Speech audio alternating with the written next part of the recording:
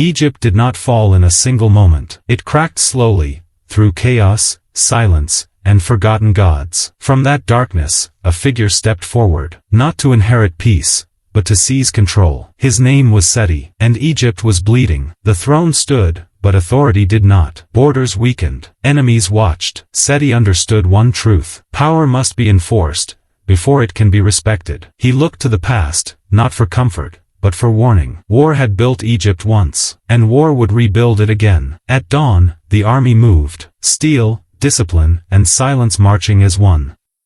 Seti did not shout. He commanded with presence alone. Sand burned beneath marching feet. Dust followed like a shadow. At the borders, hesitation ended. Fortresses fell. Egypt had returned. Victories were not whispered. They were carved, deep into stone. Every captive, every strike, every defeat became a warning meant to last forever.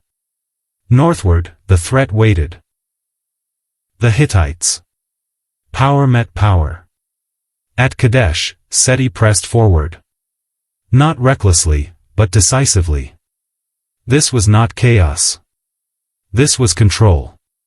When the army returned, Egypt stood taller, stronger, whole. But Seti ruled with more than force. The gods returned to their temples. Order returned to the land.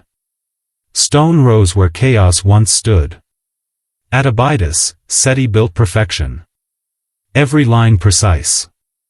Every wall eternal. This was not vanity.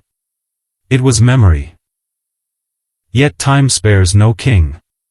The crown grew heavy. The body weakened. Seti prepared what mattered most. The future. To his son, Ramesses. He left a kingdom restored, not shattered. When Seti died, Egypt did not fall. Because discipline remained. His name endured. Not as noise, but as foundation. History remembers conquerors. Egypt survived because of Seti I. If this video educated you, hit subscribe to Vera's History. And press the bell icon for more educational videos.